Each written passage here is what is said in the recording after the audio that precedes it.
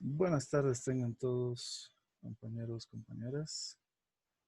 El día de hoy nos toca lidiar con las ecuaciones diferenciales parciales, particularmente aplicando el método de diferencias finitas eh, para el régimen no estacionario o transitorio. Esto significa que se nos va a complicar un poquito más lo que veníamos haciendo. ¿Por qué se va a complicar? Si los métodos deberían solucionar nuestros problemas. Bueno, ¿recuerdan la ecuación de calor que tanto nos ha costado sudor, lágrimas y sangre en fenómenos de transporte y operaciones unitarias 2? Pues la vamos a volver a ver. Primeramente, se la ve en la forma de Laplaciano escalar, tal que se dice que la densidad por el calor específico a presión constante multiplicado por la derivada parcial de la temperatura respecto al tiempo va a ser igual a la conductividad por el Laplaciano escalar de la temperatura. Y esto desemboca a que vayamos a calcular las derivadas parciales. Eso es el Laplaciano escalar, ¿verdad? Ahora, ya tenemos las derivadas parciales como lo teníamos hace unas sesiones, pero la diferencia es que ahora sí aparece el tiempo. El tiempo es nuestro inconveniente. ¿Qué vamos a hacer con el tiempo? Tenemos que contarlo, al igual que fuésemos a contar X, Y y Z. Error de transcripción. Luego lo vamos a corregir. Y vamos a empezar primeramente con el caso más simple que sería la transferencia de calor en región transitorio unidimensional. Vamos a ver qué condiciones tenemos para anular estos dos, siendo que esto tiene que ser Z, ¿verdad? Ahora, lo que va a suceder es que, dadas las condiciones geométricas o físicas, donde el valor de esta segunda derivada o alguna de las segundas derivadas es muchísimo mayor a las otras dos, en ese caso sí se puede considerar unidimensional. Por ejemplo, una superficie extremadamente larga, pero no muy ancha ni muy profunda, por decirlo así. Entonces, es ahí donde nosotros vamos a considerar el hecho de que la transferencia es unidimensional, ¿sí? Y por ende se va a reducir a toda esta expresión, que es más fácil de manejar. Pero nosotros no vamos a resolver analíticamente una ecuación diferencial parcial. Lo que vamos a hacer es resolverla numéricamente. Y para eso necesitamos de alguna forma de cálculo, alguna ecuación para aplicar el método. Y es en ese sentido que inicialmente vamos a reconocer que la densidad, la capacidad calorífica y la constante de conductividad térmica son constantes para nuestro material. Esta es una condición que debería cumplirse. ¿Por qué? Porque se va a considerar a todo este conjunto como lo que conocemos, que es alfa en transferencia de calor. ¿Quién se acuerda? Difusividad. Difusividad térmica. Bien dicho, Giovanni. Y la difusividad térmica es la relación entre el calor conducido respecto al calor almacenado con las unidades de longitud sobre tiempo cuadrado, ¿verdad? Eso es algo que no tenemos que olvidarnos porque nos va a ser muy útil este alfa. Lo que tenemos que hacer es lograr la discretización. Para lograr la discretización, ¿qué se hace? Aplicar las diferencias finitas. Tenemos que ver que esta derivada de la temperatura respecto del tiempo se puede expresar como un cociente que va a tomar la temperatura en una posición determinada en cierto momento, un tiempo definido, y nos la va a aproximar a la forma de la derivada. Lo propio va a pasar con la temperatura respecto de la distancia. Pero al ser esta una segunda derivada y respecto del tiempo una primera derivada, obviamente los términos no van a ser los mismos. Ya hemos visto previamente en el desarrollo de la ecuación de Laplace cómo es que se puede lograr todo esto, ¿verdad? Y este es simplemente el primer término de la serie de Taylor, así es que se puede determinar. Ok, noten que si mi derivada es respecto del tiempo, acá el incremento infinitesimal debe ser respecto al tiempo. Y si la derivada es respecto a una distancia, en este caso x, el incremento también tiene que ser respecto al eje x. Así es que mucho cuidado. Si es que nos cambian los ejes, cambiamos las variables. Pero ¿voy a cambiar temperatura? No, ¿por qué voy a cambiar temperatura? Si es que está acá, temperatura, temperatura, lo propio acá. Ya sabemos, les dije y les repito que no solo se va a aplicar a temperatura, ¿a qué también se puede aplicar?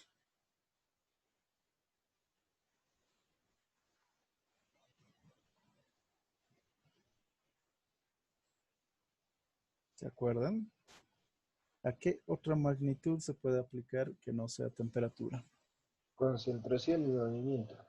Exacto, más que movimiento, velocidad. Muy bien, Gonzalo, muchas gracias. Entonces, ya sabemos que en transferencia de momentum y en la difusión también se va a dar estas mismas ecuaciones, simplemente modificando las magnitudes que se consideran para cada fenómeno.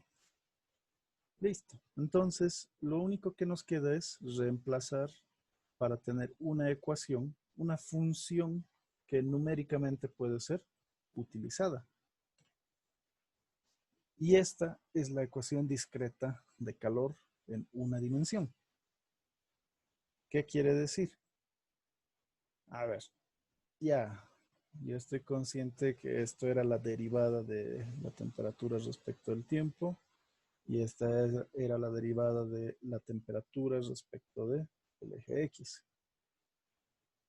Ok, pero no estoy muy seguro de qué es lo que significan estos I's, porque están en todo lado, I más 1, I menos 1, y además que aparece otro término que tampoco lo hemos descrito adecuadamente todavía, que es N, y aparece en la forma de N y N más 1. Este método o esta forma de la sustitución que estamos empleando se denomina el método explícito, porque usa las diferencias centrales o las diferencias hacia adelante. Cuando empleásemos las diferencias hacia atrás, el backward substitution o backward differences, vamos a tener que el método cambie de nombre y va a ser el implícito. ¿Por qué? Porque estamos calculando desde el final desde el valor del futuro hacia el pasado, por decirlo así, temporalmente hablando. Entonces, ya tenemos la ecuación discreta de calor, pero vamos a describir qué significa el superíndice que contiene N y el subíndice que contiene I, porque ya conocemos los deltas. Y acá está la identificación de los términos. Los superíndices que tienen el término N son los índices de posición temporal. O sea que van a denotar qué posición en el tiempo está ocupando. Suena raro, pero ya vamos a darle un poco más de sentido. Mientras que el subíndice indica la posición espacial. Suena redundante, pero es la posición que ocupa en el espacio, en este caso en el eje X. Vamos a ver cómo debería de sustentarse esto gráficamente. A ver. Enseguida vamos a materializar toda esa ecuación, pero antes, como ya sabemos que cada término representa ya sabemos que los superíndices representan al tiempo y los subíndices representan a la posición espacial. Entonces, yo voy a calcular siempre el valor que viene en la siguiente línea de tiempo a partir de los que ya conozco de la posición actual de tiempo, porque miren, la mejor forma es despejar n más 1 para ver el cálculo en la siguiente posición temporal en función de la posición temporal actual. ¿Está bien? O sea que todo se va a calcular con lo que conocemos. Se va a determinar lo que debería ser en el siguiente espacio temporal. Bueno. Existe una bonita condición matemática que es la condición de Courant-Friedrich-Levy que se reduce a CFL, que el ingeniero también emplea en la notación como lambda. Este lambda será alfa por delta t por delta x al cuadrado.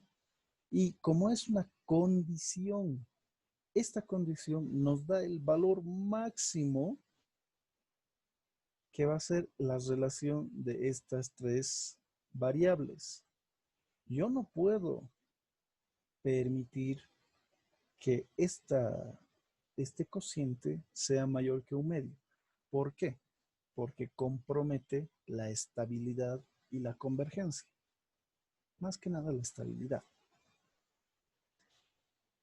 Y obviamente esto no tiene que ser negativo, ¿verdad? Porque un delta de tiempo es solamente la diferencia en valor absoluto. Y un delta de espacio en X va a ser la diferencia en valor absoluto de un punto a otro. Y el valor de alfa siempre es positivo, porque está relacionando conductividad, densidad y calor específico. Entonces, no puede ser negativo. Y podrá ser cero.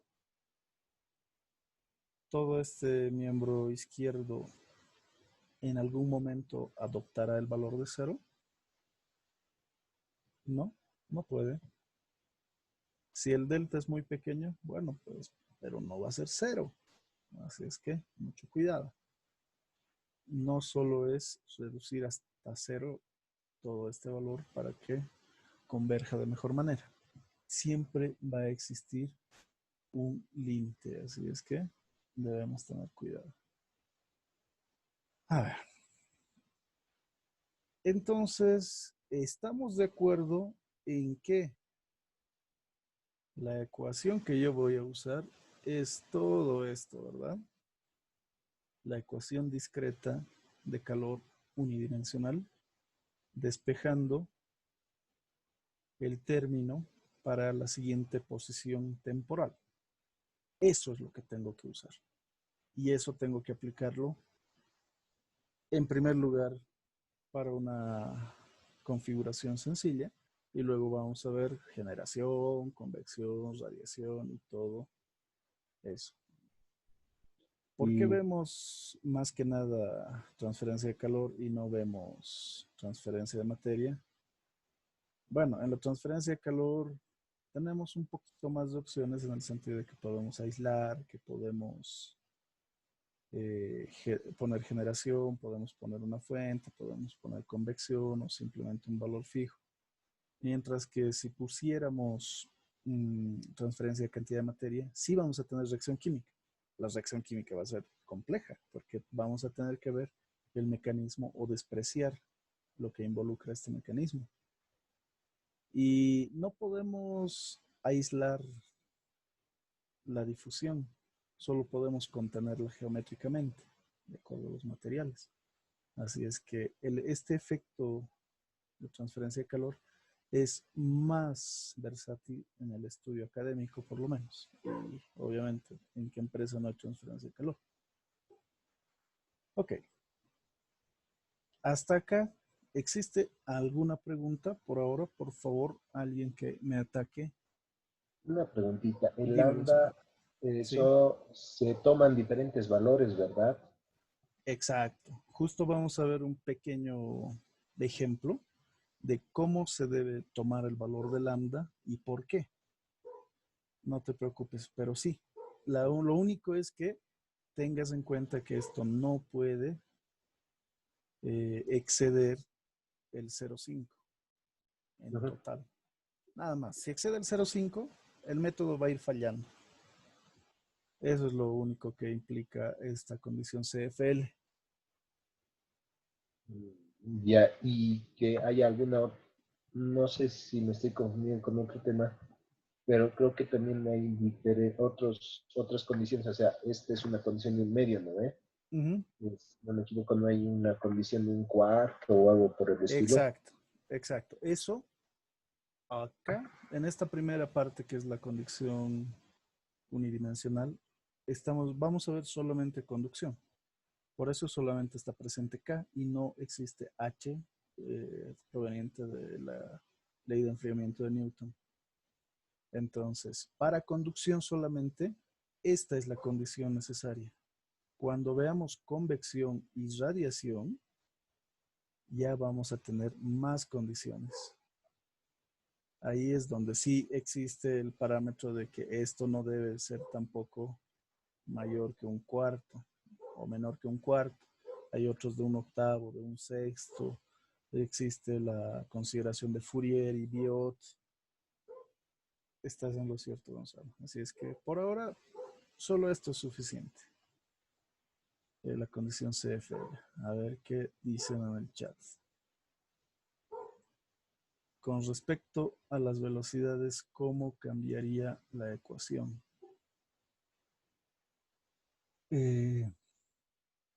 Si recordamos, si abrimos viejas heridas de fenómenos de transporte, podemos ver las ecuaciones de variación y todo lo que involucra. Básicamente, acá vamos a volver a manejar las ecuaciones de variación. Y vamos a estar a mi virgo en PDF. En un momento más los vamos a ver las ecuaciones de variación. Y también recurriendo a eso, podemos ver los diferentes sistemas de coordenadas, ¿verdad? Rectangular, cilíndrico y esférico. Así es que ahí es donde se va a ir complicando. Respecto a todo eso, bueno, esta constante va a cambiar un poco, ¿verdad? A los términos de lo que implica la transferencia de cantidad de movimiento. Va a involucrar a la viscosidad, ¿cierto? Entonces, igual va a ser una función análoga, que donde todos estos valores de temperatura van a ser velocidades. y donde esta constante que es la condición CFL va a tener los términos de cantidad de movimiento, viscosidad, espaciamiento, tiempo. La viscosidad, densidad y no recuerdo cuál era el otro valor. Ahorita vamos a ver en nuestro BIRD, ¿sí? Pero si quieren recordar, vean el BIRD, vean las ecuaciones de variación completitas. Inclusive la presión puede variar. ¿Alguna otra pregunta antes de proseguir?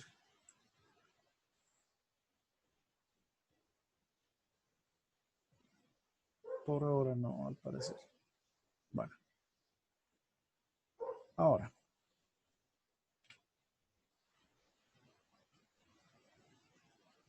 Si bien esta es nuestra bonita ecuación, vamos a explicar con un ejemplo cómo se debería resolver este tipo de problemas. ¿Sí? La instrucción debería ser resolver y graficar. Cuando nos dicen resolver, nos tienen que dar las condiciones frontera, las condiciones que nos limitan y tenemos que llenar todos los datos que falten en medio. Por ejemplo, esta sería resolver la ecuación de calor unidimensional con las siguientes condiciones. Dice que la temperatura en el eje X para un tiempo cero, porque esto es T y esto es X, es de 20 grados Fahrenheit. Todo esto para el intervalo de 0 hasta L en el eje X. También que la temperatura en la posición 0 para un tiempo T es de 100 grados Fahrenheit siempre y cuando T sea mayor que 0. Ya sabemos y tenemos que recordar, insisto, fenómenos de transporte porque para visualizar el fenómeno poníamos un tiempo menor a 0, un tiempo 0 y un tiempo mayor a 0, inclusive un tiempo mucho mayor a 0, lo que vendría a ser como un tiempo infinito. Entonces, lo que nos dice básicamente esto es que van a existir extremos y este eje X va a venir limitado desde 0 hasta 1. Y el tiempo, bueno, pues nos están dando el tiempo, nos dicen el tiempo máximo va a ser de 1 hora. Ok, está bien. Propiedades del material, tengo alfa. No hay necesidad de calcular con densidad, Cp ni K. La longitud, la tengo, porque acá menciona la longitud y tengo que conocerla. Y de hecho, se verifica con la condición de posición, ¿verdad? Ahora nos dice cada 0,25 pies, cada cuarto de pie. Esa es toda la información que tendríamos para resolver esta ecuación diferencial parcial de régimen transitorio unidimensional. ¿Qué datos nos faltan? Por comparación con la ecuación, no sé cuánto será delta T, ¿verdad? No lo sé. Y un poco que desorienta con estos T's, tantos I's y N's. Entonces, lo que tenemos que hacer es tratar de graficar para nosotros ayudarnos y ver cómo es que va a evolucionar y contar inclusive qué es lo que podemos hacer y no equivocarnos. Ok. Entonces, todo esto se va a traducir en este esquema, ¿sí? Donde vamos a tener una longitud total que está en el eje X de un pie. Vamos a considerar el espaciamiento para cada uno de los puntos como un cuarto de pie. O sea, 0, 0,25, 0,50, 0,75 y 1. Ahora, como habíamos mencionado todas las condiciones, acá están todas las condiciones. Me dice que cuando el tiempo es mayor que cero, las temperaturas para cualquier tiempo son 100. Pero, ojo, mucho ojo con esta condición. Dice mayor que cero. Este superíndice es el indicador o el índice de posición temporal, ¿verdad? ¿Qué quiere decir? Que los elementos que están en la fila de abajo son de el tiempo cero. Y esto nos está hablando del tiempo cero, solo nos habla mayor al tiempo cero. Entonces existe un problema porque yo no sé en realidad cuánto debería ser esto, pero ya está acá calculado como 60. ¿Por qué creen que es 60 y por qué no es 100 y por qué no es 200?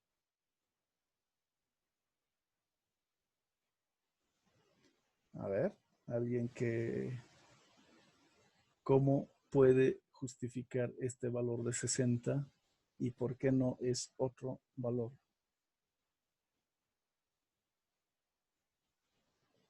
¿Alguien?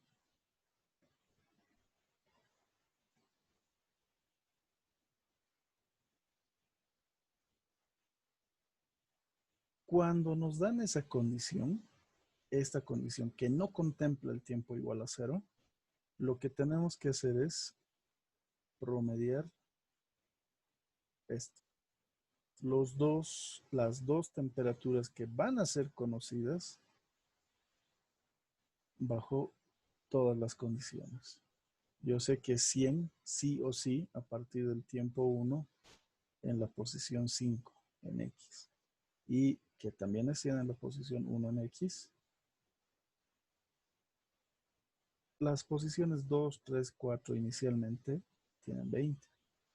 Entonces yo voy a sacar la media entre estas dos posiciones y estas dos posiciones para asignarla como valor a estas temperaturas de los extremos que no se conocen. ¿Ok? Así es que cuidado que caigan en la trampa cuando se ponga esto. ¿Qué pasa si se pone tiempo mayor o igual que cero? Entonces ya no sería 60, se consideraría 100. A ver, más condiciones.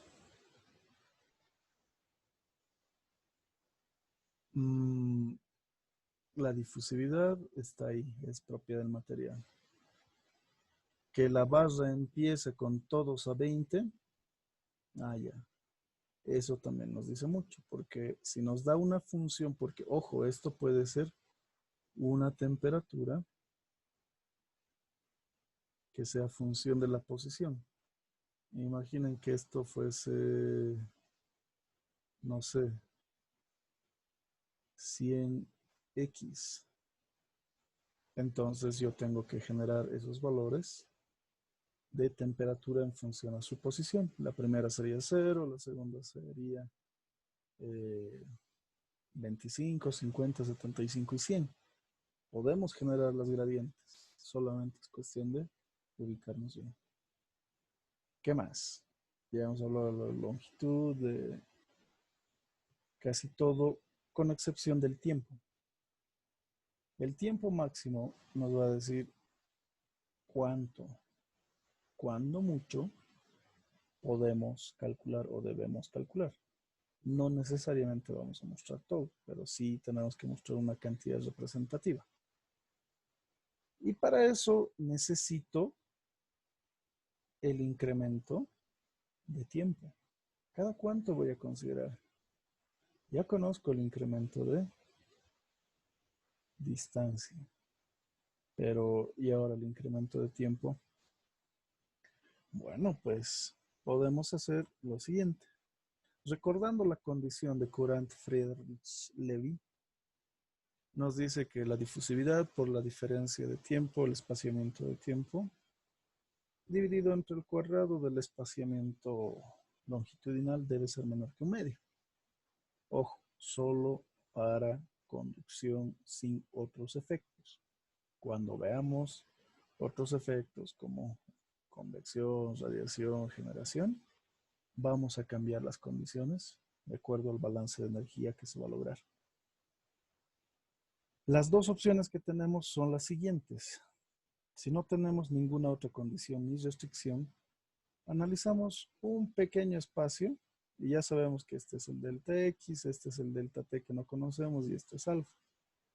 Contando nuestras variables, lo único que no vamos a conocer es delta T. Y las dos opciones que tenemos son asumir o mejor dicho, primero calcular un delta T que corresponda a un valor menor que un medio. Un valor menor que un medio yo puedo ponerle un cuarto. Y es verdadero. Un cuarto es menor que un medio. ¿Sí? Entonces cumple la condición CFL. Va a ser estable. Y si lo calculo me sale 0.015. Casi un minuto. Pero esto va a depender mucho del valor que ustedes supongan. Porque yo voy a darme ese valor. Mientras que si en otra situación yo le doy un valor a delta T y compruebo que cumple o no cumple la condición CFL, que es ser menor a un medio, entonces podemos usar ese valor de delta T. ¿Está bien? Esas son las dos alternativas que tenemos si no existen restricciones. ¿Cuál usarían? Bueno, tienen que ver, ¿no? Depende de ustedes. Ojo, si no hay restricciones. Si les dijese directamente que el delta T es un valor, tienen que verificar. Si su delta T dividido con el delta X cuadrado y multiplicado por alfa no cumple la condición, ¿qué van a hacer? Imagínense que por un descuido, un error tipográfico, en el examen les dan un delta T que hace que la condición CFL no se cumpla, que me salga un número mayor que un medio. ¿Qué harían ustedes para corregir algo de ese problema? O dirían, no tiene solución, está mal planteado, no hago nada. O dirían, ingeniero, Recalcularía el delta T. recalcular. Exacto, recalcular o delta T o delta X. Pero como yo no puedo acortar mi barra, por decirlo así, o mi placa, entonces físicamente eso me es imposible. Entonces lo único, recalculo mi variación de tiempo. Entonces tengan mucho cuidado. Por eso es que estamos mostrando las dos opciones que nos llevan a la misma conclusión. Respetar la condición de Courant, Friedrich, Levy. ¿Sí? Entonces, lo que usualmente se hace, la forma que se ha ido heredando desde, bueno, desde que está la materia y todos los anteriores auxiliares, siempre ha sido esta, la segunda. ¿Está bien? Siempre lo han ido calculando, pero nadie ha pensado en algún factor más cómodo, o si lo han hecho, los auxiliares no han ido heredando ese conocimiento. Así es que también se puede hacer eso. Y más importante, si les dan un delta que no cumpla, tienen que recalcularlo y más que nada el delta de tiempo. ¿Sí? Eso para que no incurran en errores gravísimos. Porque imaginarse que le sale 1 la condición CFL, todo el alfa por delta T sobre delta X cuadrado, le sale 1. Y ustedes no se percatan de ello. Entonces, hacen todo el programa como ya saben. ¿Y qué va a pasar? Les va a salir una barbaridad. Va a salir cualquier cosa menos lo que debería salir. ¿Por qué? Porque no se está cumpliendo una condición de estabilidad. Es por eso que estoy machucando unos minutos extra en esto. ¿Sí? ¿Todo claro? Por esta parte, por lo menos. A ver, ¿quiénes han entrado? Abigail, Laura, Rita, Jimena, Maribel. Ah, está bien. Están todos, diría yo. 24, alguien escapado. Un favor, Tatiana, dígame. ¿puedo volver a explicar? No lo entendí muy bien. Por ejemplo, si tuviese ya el delta T, alfa y delta X elevado, bueno, todo calculado, Ujú, y me sale, digamos, por ejemplo, uno, como usted dijo, ujú. y tengo la segunda condición, entonces, ¿cuál debo tomar? El que yo he calculado, y ya no el un medio, o cómo es, no entiendo eso Ah, muy ya. bien. No te preocupes, Tatiana. Es mejor quitarse la duda. Ok. Si nos dan el conjunto de los tres valores, delta X, delta T y alfa, y al operarlos en este cociente, me diese en lugar de este 0,16, digamos, 1. ¿Qué es lo que voy a hacer? Ajá. 1 es menor que un medio. Falso. Pongámosle F. Es falso. Entonces, si no cumple esta condición, es muy poco probable que se vaya a resolver satisfactoriamente por el método numérico. Por lo tanto, nos estamos arriesgando a que salga una barbaridad de resultado a costa de nuestro esfuerzo. Para evitar eso, tenemos que recalcular el delta T. Yo no puedo recalcular el delta X porque físicamente no puedo reducir el tamaño de mi plancha, de mi placa, de cualquier objeto que esté empleando para la transferencia de calor. Solamente puedo cambiar la disposición de tiempo que voy a emplear. O sea que, si esto me falla, yo calculo un nuevo valor de delta T considerando un valor menor a un medio. Un medio es 0,5, entonces yo puedo ponerle 0,4, 0,45, 0,2, si me apetece, y comprobar con eso. Eso es Tatiana. Si te sale un valor que no es menor a un medio, recalculas delta T, y con ese delta T obviamente te tiene que salir menor a un medio. ¿Para qué? Para que los resultados sean correctos. Gracias, Aux. No se preocupe, Tatiana. ¿Todo claro? Espero que sí. A ver, continuemos con el ejemplo.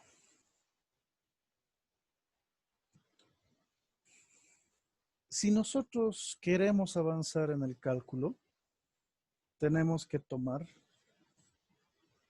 esta posición. Todos los ceros, o sea, la primera fila, por decirlo así, la conozco. Todo lo conozco. Y solamente voy a ir conociendo los valores que vengan acá a los extremos. Pero mi gran problema va a ser determinar estos valores de en medio. Y para eso yo tengo que emplear la ecuación discreta de transferencia de calor unidimensional. ¿Sí? Entonces, veamos cómo lo haríamos a mano y cómo es que lo hemos hecho a mano también en operaciones unitarias 2. Nos ha costado bastante, ¿verdad? Pero lo hemos hecho. Porque de acá es que vamos a sacar la gráfica de Schmidt. ¿Se acuerdan cómo hacíamos eso en papel milimetrado? Pues la Y computadora lo va a hacer. Y van a ver que es más fácil de lo que era en ese entonces. Incluso con convección luego. Ok, ¿cómo voy a usar esta bendita ecuación? Reconociendo todos los valores. En primer lugar, si yo pienso calcular todo esto, obviamente no voy a calcular los extremos porque ya están fijos y son invariables. Tengo que hacerlo en base a los valores que ya conozco. Estos tres valores van a ser calculados en función de todo lo demás que existe, vale decir, todo eso. ¿Sí? ¿Cómo? Tengo que reconocer la condición actual y la condición siguiente. La condición actual es que n es 0. Y la condición siguiente, obviamente, es que tiene que ser 1. Y aquí está. ¿Qué necesito calcular? El primer punto. Entonces, voy a considerar igual a 2.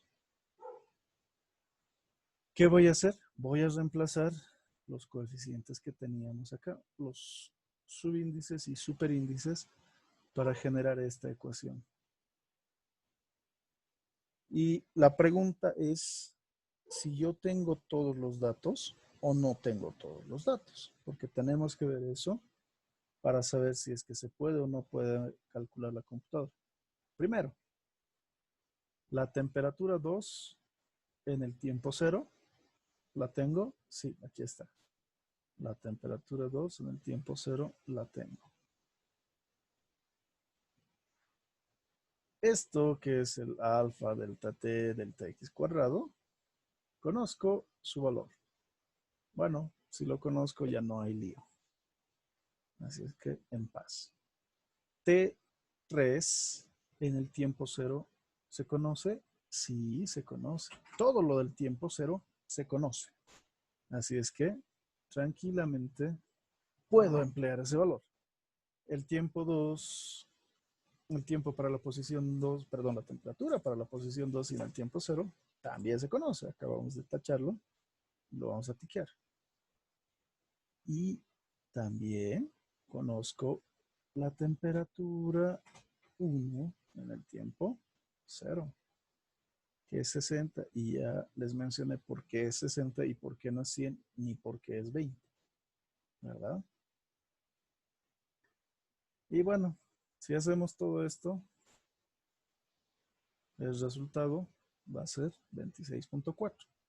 Pero ojo, esto es solamente para que vean cómo funciona, porque tenemos que hacer un programa que nos permita calcular esto sin necesidad de tener que hacerlo a mano. Y ese es el objetivo, como todo el semestre hemos venido haciendo. Ahora, si ya tenemos una temperatura calculada, podemos calcular la siguiente. Y luego la que le sigue. De la misma manera. Como han visto, estos tres valores nos permiten calcular el siguiente. Y de hecho, es que estos tres valores nos van a permitir calcular al siguiente. Y de seguro vamos a tener que todos estos tres están relacionados, ¿verdad? Esa era básicamente la search que usábamos para todo. Y en Excel inclusive, ¿se acuerdan que hacíamos el problema con el ingeniero? Entonces, es de ahí que va a salir todo. Y es por eso que la ecuación de calor discreta unidimensional es muy importante. A ver, sería el valor y ahí muere el cálculo de la primera línea. Lo único que he calculado es esto. ¿Puedo calcular la siguiente? Sí, porque voy a usar simplemente estos valores, ¿verdad? Para calcular los que siguen acá arriba. Y si quiero calcular los que le siguen, bueno, pues voy a ir subiendo, subiendo, subiendo, usando los de la parte inferior, que es el tiempo anterior. Ahora, ¿cómo voy a hacer un programa para todo esto? ¿Cómo se va a hacer el programa? Con una ecuación discreta de calor. Uy, a ver, veremos cómo es que nos resulta el programa. Vamos a cambiar de pantalla a MATLAB. con un nuevo script. Ok. ¿Cómo vamos a hacer todo esto? Bueno, pues primero, clásico, vamos a crear la función. Yo quiero poner calor 1D, nada más. Ya sabemos que las instrucciones para borrar variables, cerrar ventanas y limpiar el command Windows son estas. Y vamos a ir introduciendo las constantes en primer lugar, que nos dicen alfa, si no me equivoco, toma el valor de, a ver dónde está, alfa es 1, delta X es 0.25, L es 1, ¿qué otra variable más tenemos? ¿De qué forma vamos a calcular delta T? ¿De la primera o de la segunda? Asumimos el delta T y comprobamos, o directamente despejamos de la ecuación de la condición CFL. Asumimos, Auxi. A ver, asumir.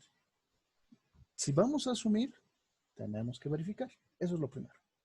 A ver, ¿qué valor quiere asumir para delta T? A ver, que alguien me dicte, por favor.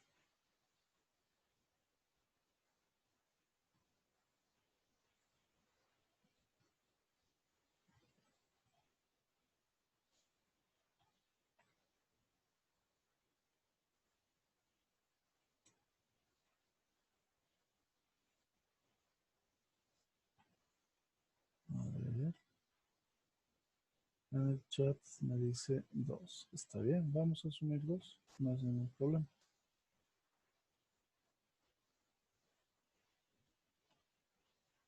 Ok. Primero, antes de desgastarnos, vamos a verificar si se cumple esta condición. Yo digo, si es que CFL es menor que 1/2, entonces que me muestre un fprintf mejor. Y que nos diga que bueno, 5.3f de t igual a es aceptable, como de t. Caso contrario, que me diga que no es aceptable, ¿verdad? Eso es lo primero. Como estamos asumiendo dt, yo quiero saber, y este es el tiempo máximo de 1 hora. Si el tiempo máximo es 1 hora, yo no puedo ponerle dt de 2, ¿verdad? Tendrá que ser otro valor. A ver, 0.2, para no divagar mucho. 0.2 suena razonable, o sea, cada 0.2 horas yo voy a controlar y a ver qué pasa. Ejecutamos esto después de guardarlo, calor 1D. Y sale que dt de 0.2 no es aceptable. Bueno, ¿qué tal si le pongo un, bueno, sub 2 para empezar, que era la suposición inicial? Obviamente no es aceptable.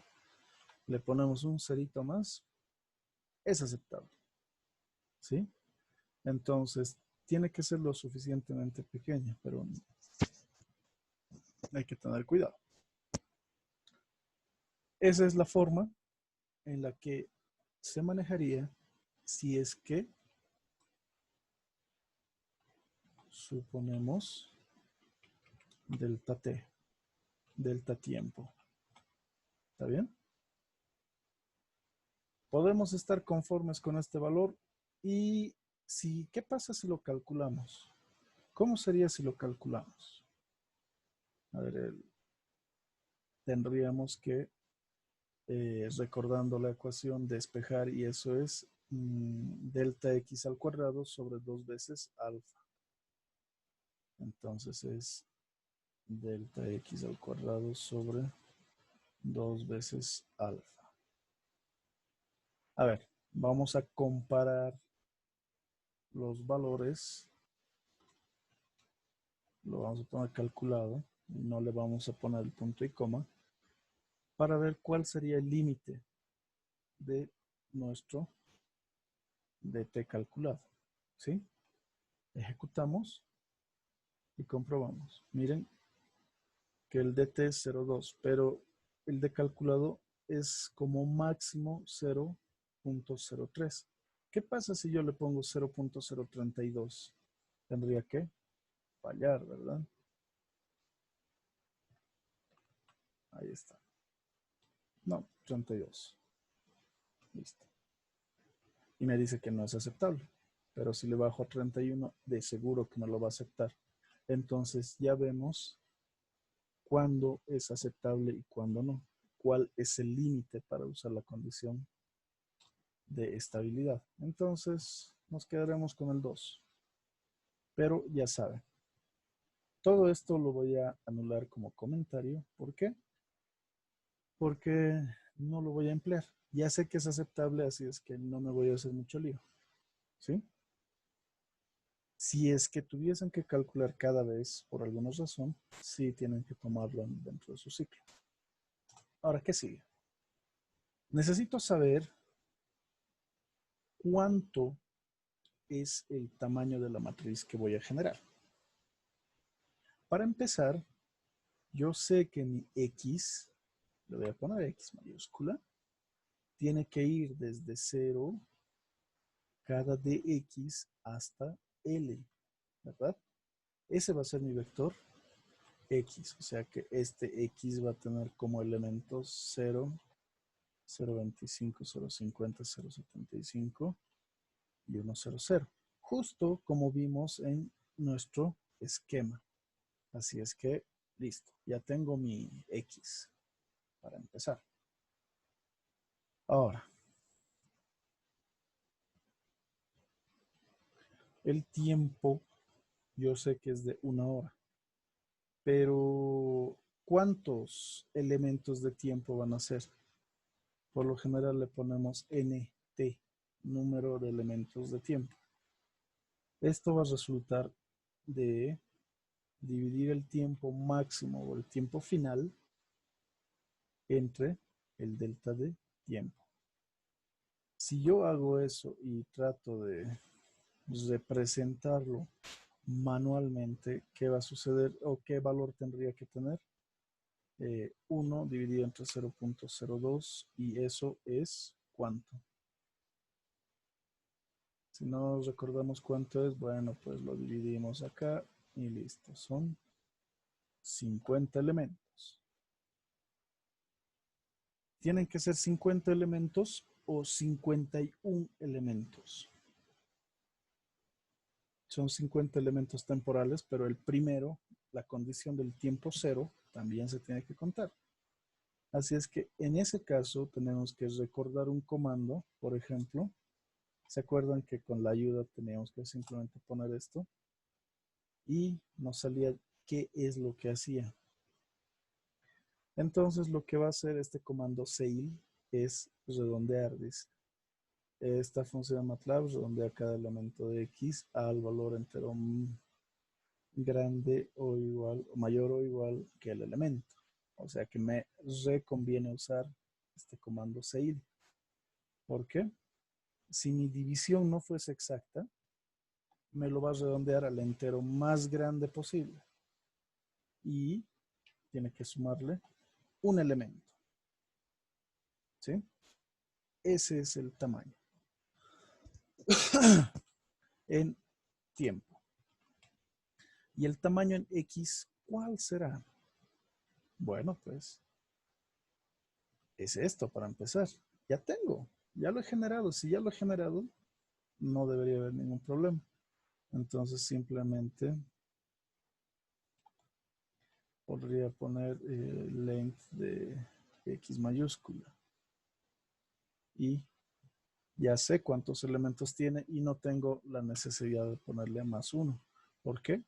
Porque este va a tener 0, 0.25, 0.50, 0.75 y 1, que son los 5 elementos. Y si dividimos 1 entre 0.25, ¿cuánto me va a salir? 4. Y tendría que sumarle 1. Pero no quiero sumarle 1 porque yo ya sé el tamaño verdadero de mi vector, porque es más fácil de generar. Listo. ¿Qué más? Ahora necesito generar una matriz. ¿Por qué una matriz? Porque como hemos visto en la gráfica, se van a ir generando filas sobre filas sobre filas de temperatura en función a la posición, donde cada fila que vaya más arriba, de acuerdo al esquema, va a ser un tiempo mayor. ¿Sí? Pero en nuestro caso vamos a hacer que el tiempo inicial esté arriba y hacia abajo vayan los demás. O sea que yo puedo crear una matriz T llena de ceros. ¿Qué iba primero? Filas, luego columnas. ¿Qué va a ir en las filas? ¿Cuántas filas deben ser? Muchas, ¿no? ¿Verdad? NT. ¿Y cuántas columnas serán entonces? NX. Listo. Ahí está. Eso es lo que tenemos que hacer. Generar nuestra matriz de temperaturas en función de la cantidad de elementos que vamos a tener en tiempo y longitud. Ahora, tengo que establecer las condiciones. En primer lugar, me dice que en la primera fila, todos los elementos de columna, a ver, primero, les voy a mostrar uno de esta manera.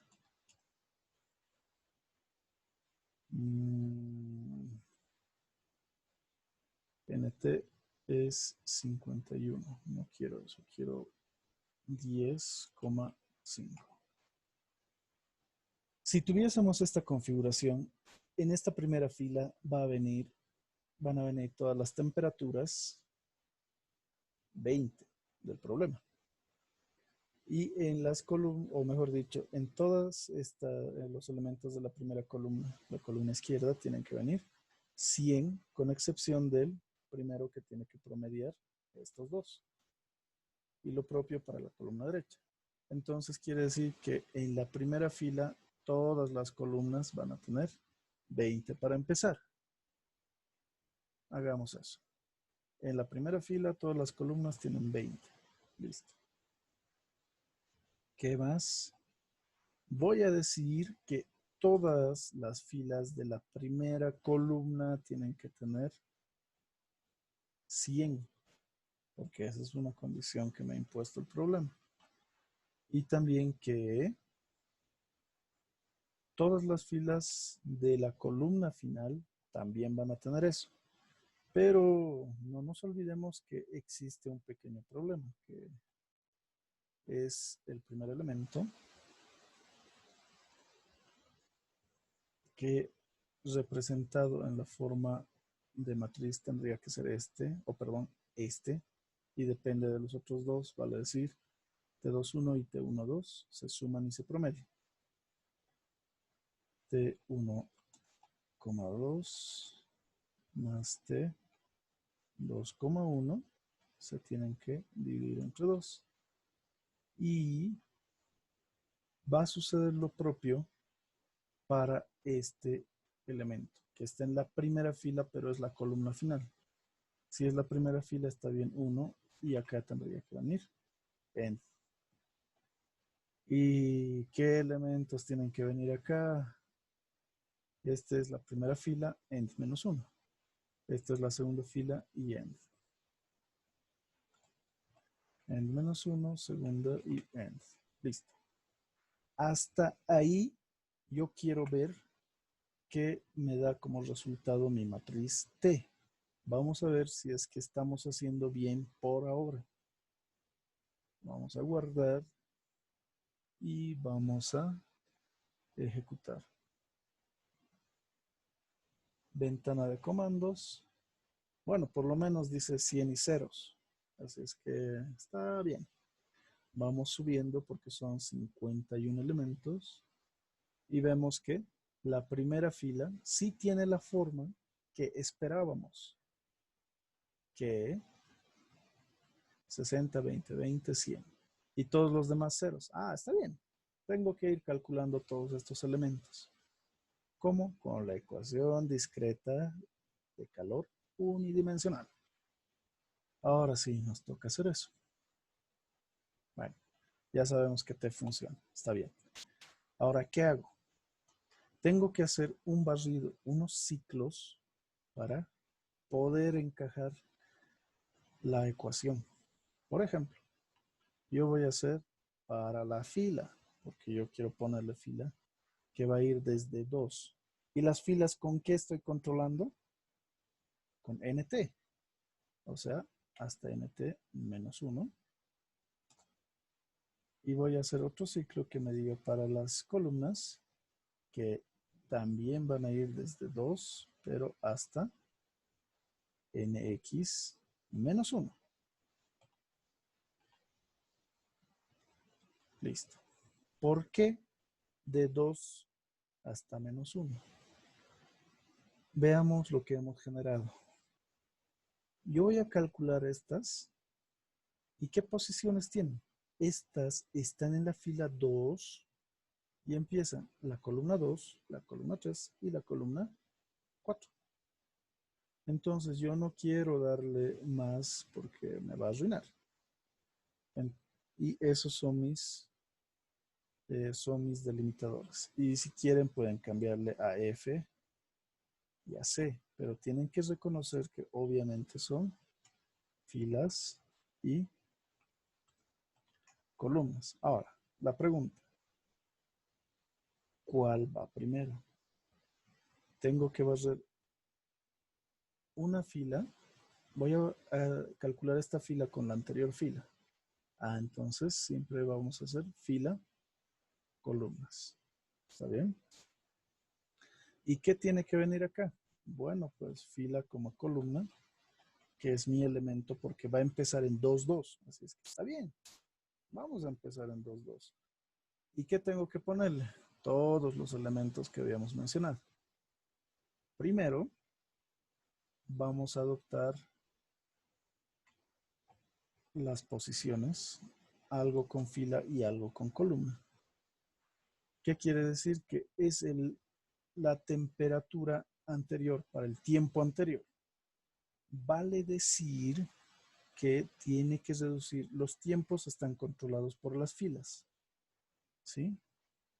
Esto es tiempo y esto es posición. X. Y bueno, para no usar T. Ok, entonces el primero es este. Y me dice que hay que sumarle lo que nosotros habíamos considerado como CFL y que, ojo, cuidado, el INGE le pone lambda. ¿Está bien? Tenga mucho cuidado y solo por si acaso vamos a ver que le pone lambda. Y todo esto tiene que multiplicarse por la temperatura, fila, coma, columna.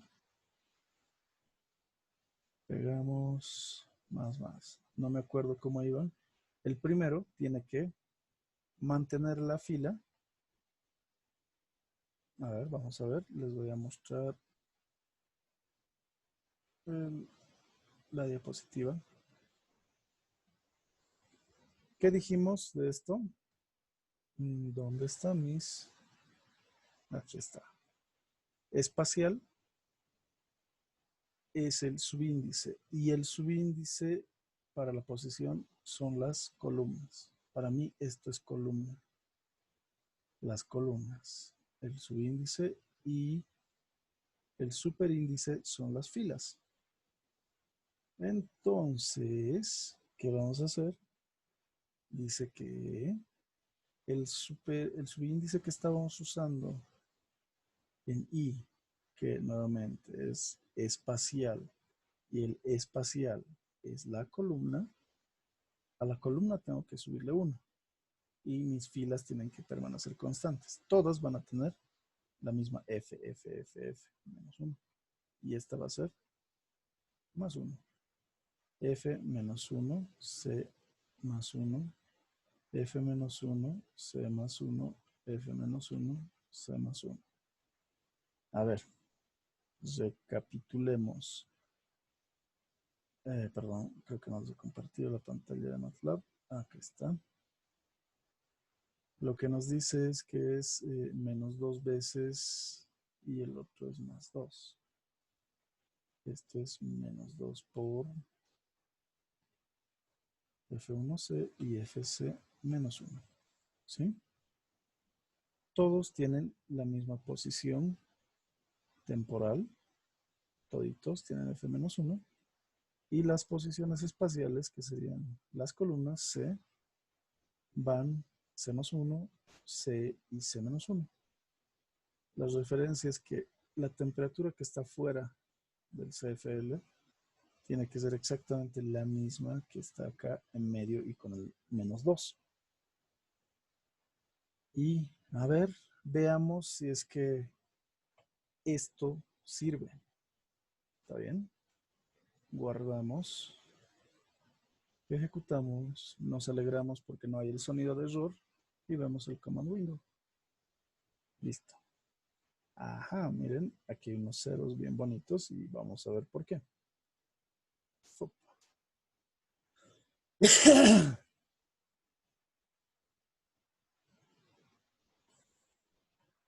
Esos son los valores que resultan.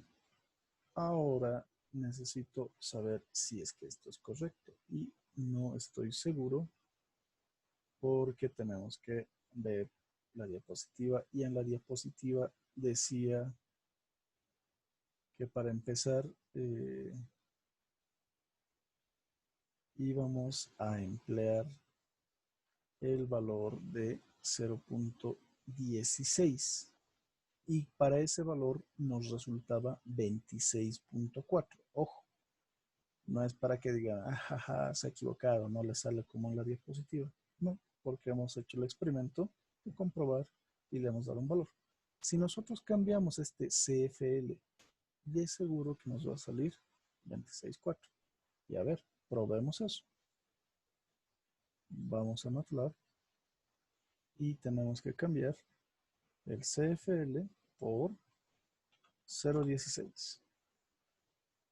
Guardamos, ejecutamos y ¿qué salió? Ahí está. 26.4, 26.4, ¿verdad? Para cada valor de delta T que ustedes asuman, cambien. Y si están o no respetando la condición CFL, sus temperaturas van a ser diferentes. Así es que, a tener mucho cuidado. Ahora, mi inconveniente es porque esto es 0.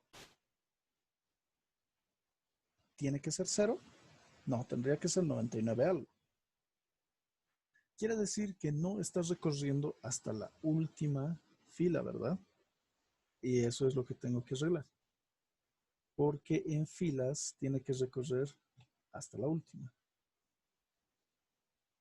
Y con ese pequeño cambio,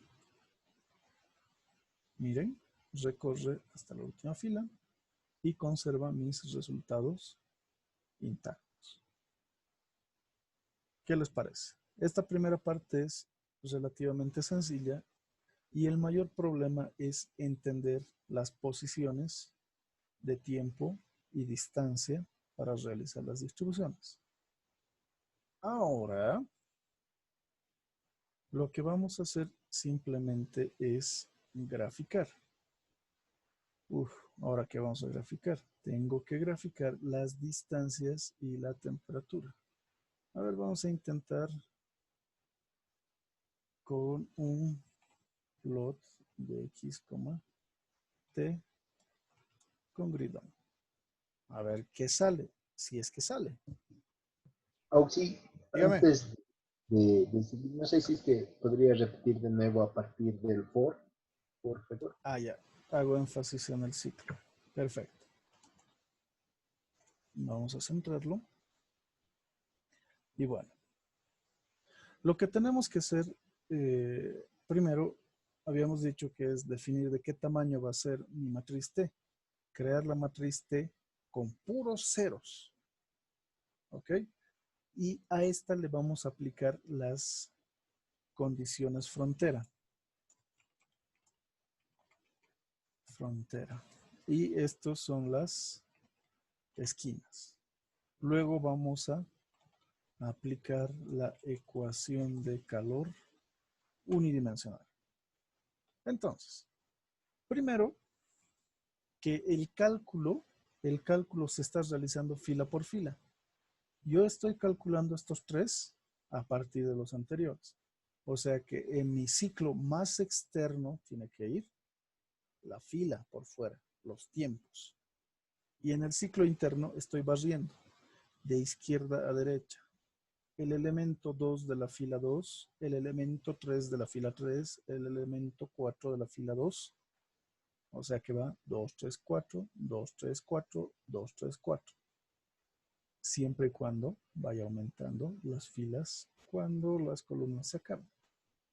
Entonces, es por eso que primero se pone el tiempo. Y por eso le estoy haciendo énfasis también en poner tiempo, filas, columnas, posición.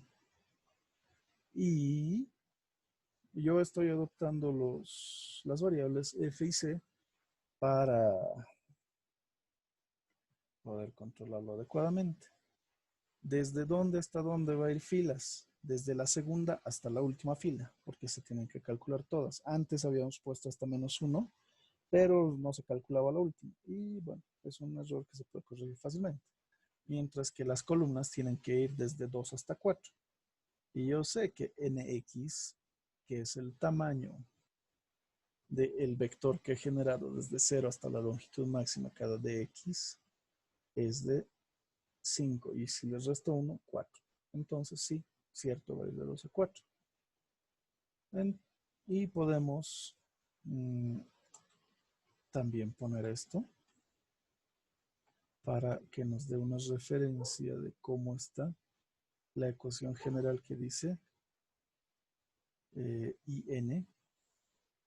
Y ya les había dicho, I es el de ubicación espacial y N es el temporal.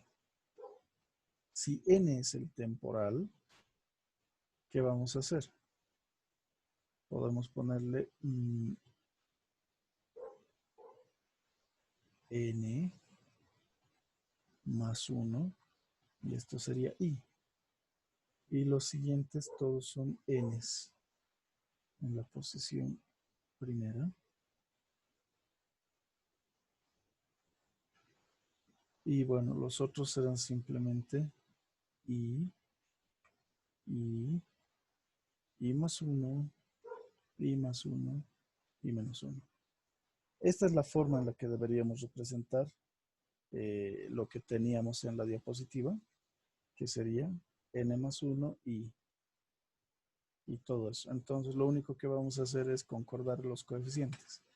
N más 1, para la primerísima iteración, ¿cuánto tiene que ser? Como es fila, tiene que ser la segunda fila. Bueno, entonces, si estoy empezando de la fila 2, mi contador se va a quedar como F. ¿Por qué? Porque es 2 y N más 1 tiene que ser 2. Porque N es 1. Y el contador de C está empezando en 2. Ah, bueno, este es 2. Y ya tengo mis valores. Y simplemente voy acá indicando que N más 1 es 2 y que I es 2 para mi primera iteración. Y listo. Voy reemplazando esos valores. Yo sé que N va a ser 1. De acá puedo decir que N es 1 y es 2. Ah, bueno. Y ya sabemos que N en realidad tiene que ser F menos 1. Listo. Eso es. Este es el mayor problema. Este es el mayor inconveniente en ubicarnos cómo es que va a funcionar. Pero para referencia, esta es la transcripción de lo que tendría que ser la ecuación de calor unidimensional despejada y discreta. Y solamente tenemos que ir ubicando cómo relacionar todo esto y ponerle los coeficientes, o perdón, los índices de posición de filas y columnas. Eso es, Gonzalo. ¿Tienes alguna duda? No, está bien, gracias. Perfecto. Oxy, yo tengo una pregunta. Dígame, señorita. Cuando yo hago correr el programa, me sale que, o sea, no está definido el Tmax. O sea, el CI que pusimos es justamente para definir el tiempo máximo o cómo es eso. El Tmax, el tiempo máximo, es, Ah, ya, te has olvidado de esa declaración, seguro. me El olvidó. max es igual a 1, sí, no importa, es fácil. No Ya. pasa nada, Tatiana. En el problema, Oxy dice eso, del T Sí, máximo. que el tiempo máximo es de 1 hora. No he anotado. Sí, Gracias, no Oxy. te preocupes. Ya. Entonces, a ver, veamos si es que hemos hecho bien las cosas o tenemos que cambiar algo. Guardamos, ejecutamos y esperamos el resultado. Uno, que la ventana de comandos no nos está mostrando nada porque no le hemos dicho que muestre nada. Y lo único que está mostrando es lo siguiente. A ver, ¿se ve? Listo, se ve. Ahí está. Eso era lo que hacíamos a grandes rasgos, ¿verdad? La gráfica de Schmidt. Pero obviamente podíamos tener más o menos puntos.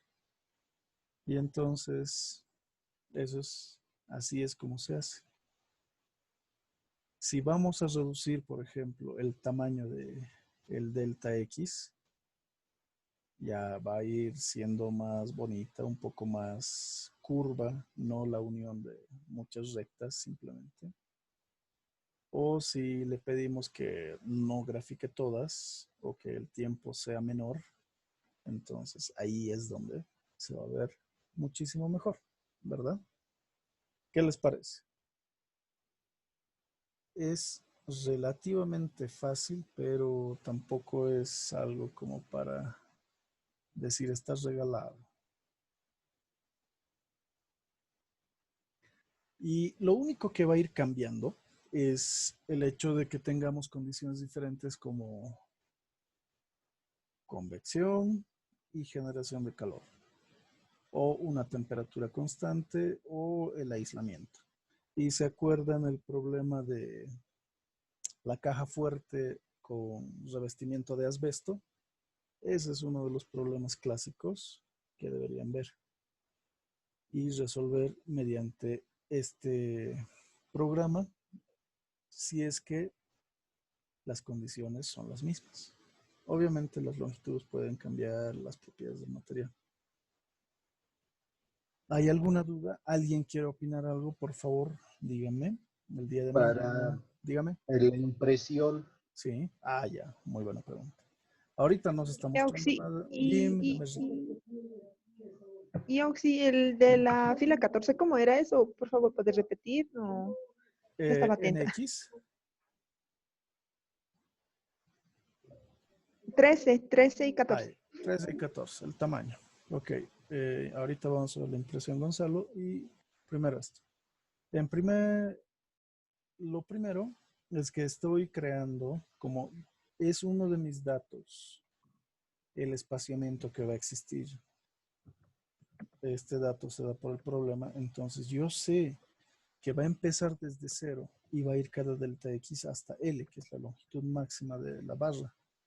Entonces, es por eso que yo directamente, como acá en el comentario escrito, estos serían los elementos que van a conformar mi vector desde 0 hasta L cada delta X. Y por eso es que le digo directamente nx va a ser la medida de la longitud del vector X mayúscula. Mientras que nt es un poco más difícil de calcular. ¿Por qué? Porque este dt que vamos a asumir no necesariamente va a ser el valor que queramos o cosas así. no va a darnos una división exacta. Imaginarse que T máximo es 1 y el delta T es 0.603 o cualquier cosa, un 0.7, que obviamente no nos va a dar un entero. Entonces lo que hacemos es usar el comando ceil, que nos dice que si va a salir 3.1, lo vas a redondear a 4. No puede redondearlo a 0 o a 3.0, sino que lo redondea al entero más grande y eso nos garantiza que se va a respetar el espacio reservado para ese elemento. Y le pongo más 1 precisamente porque tengo que considerar el tiempo 0, porque simplemente al poner 50, como dice el dato de acá, solamente estaría considerando los 50 tiempos, pero no el tiempo inicial. Y es por eso que usamos el ceil al dividir el tiempo máximo, que es el mayor valor que se va a tener de tiempo entre el espaciamiento temporal. Todo esto redondeado al entero mayor, superior, y sumándole 1 para contar el tiempo inicial. Eso es Jimena. ¿Le convence? Gracias, Oxy. No hay problema. Ahora sí, la impresión. ¿Cómo puedo realizar la impresión? Bueno, en una impresión a mí me gustaría ver que aparezca, digamos, a ver, tiempo. Y acá yo voy a poner, digamos, distancias. Y acá queda el tiempo, que se vea como T. Acá que aparezcan ya los valores de 0.0, 0.25, 0.50, 0.75, 1.00. Y para la siguiente, obviamente, tiene que empezar a mostrarse. Para el tiempo 0, la temperatura era 60, 20, 20, 20, 60. Yo quisiera que se vea así. Entonces acá vamos a poner el tiempo de T y esto que es 100 y acá todo lo que sale y que acá es 100, ¿verdad? Eso es lo que yo quiero que se vea. Entonces tenemos que imprimir de esa manera. En primer lugar, para que la primera fila se vea, yo puedo hacer un fprintf fuera de los ciclos, pero antes del end final, para que imprima, a ver, ¿qué podemos imprimir? Un espaciamiento y 4,2F. Listo.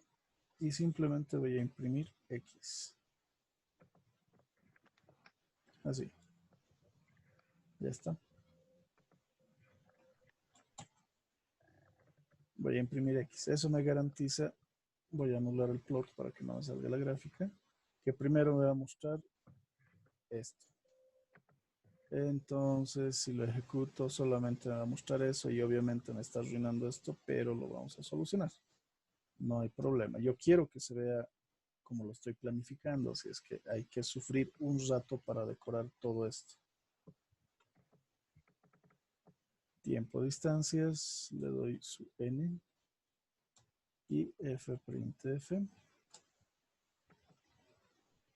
Yo quiero que salga T y recién acá aparezcan las distancias. Entonces no hay inconveniente. Y acá, me han saltado muchas. Fprintf, tengo que empezar a poner los valores. Acá voy a poner que sea de 5 a 2, 5 a 3F. Le voy a dar un espaciamiento tabular. Y voy a hacer que que salga 4.2F.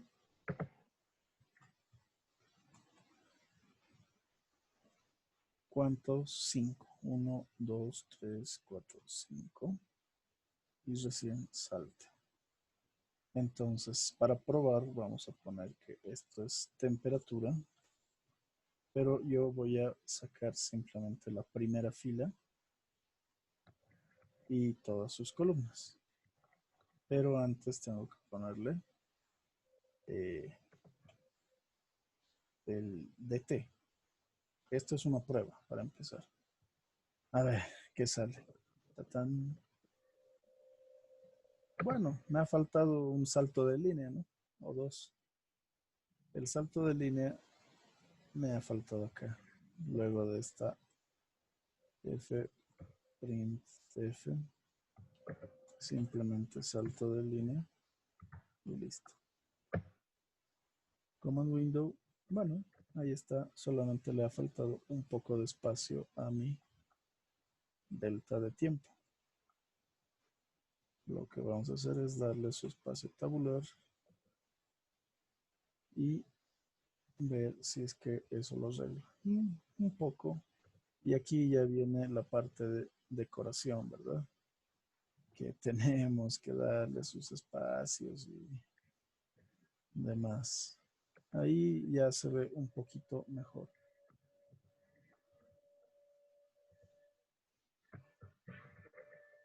Bueno, entonces lo único que resta es ya no solamente tomar una fila, sino ¿cuántas? Todas las filas. ¿Y cómo voy a hacer eso? Con un ciclo for. Para for f desde 1 hasta ¿cuánto es el máximo de las filas? nt. Tengo que hacer todo esto. Listo. Y con eso tendría que salir algo término medio, si no decente, término medio. A ver. Esto tengo que multiplicarlo, ¿no? Ahí está. 60, 100, 100, 100, 100, 100. Y el tiempo hay que ordenarlo un poquito y multiplicar por el contador de la fila. A ver, aquí está. dt va a ser f por dt porque cada uno de los deltas va a ir acumulando. Ojo, que esto es -1. Así. Miren que va a empezar para un tiempo 0. Tiene la las temperaturas acá. Y para un tiempo 0,20 ya cambia. Para los tiempos se van acumulando, acumulando, acumulando hasta que llegan hasta 1. Y la idea era llegar a un tiempo de 1. Y listo. Así se realizaría la impresión. ¿Qué les parece? Solamente el aspecto que yo mejoraría un poco es esta T que está horrible. Hay que moverla y nada más.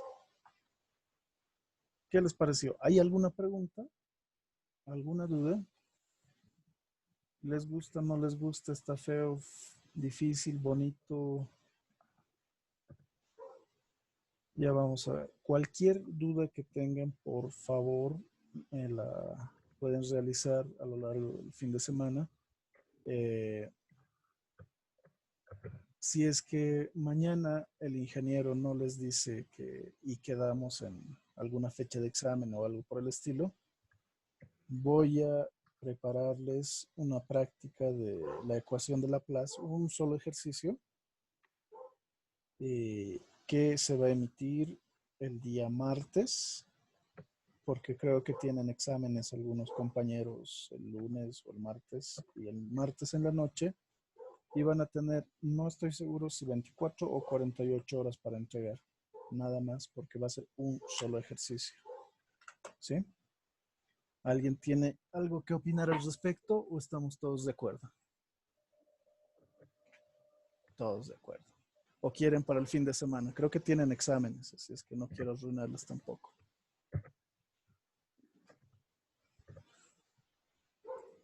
A ver. Melvi decía que si el ingeniero no fija alguna fecha.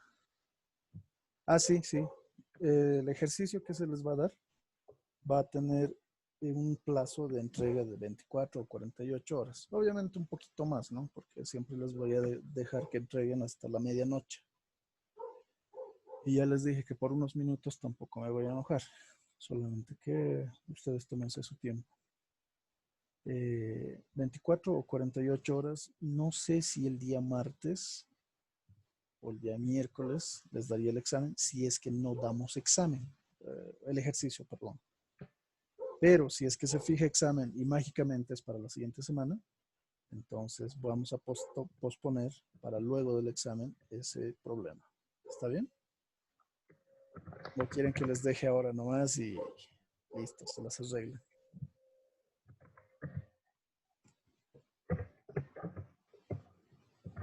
Ya, perfecto.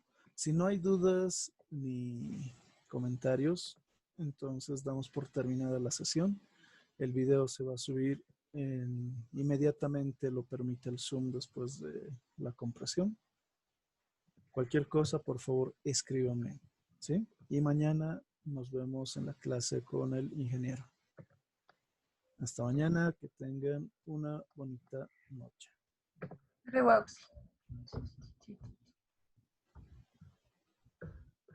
Hasta luego, sí. Hasta luego, señoritas. Hasta luego, sí.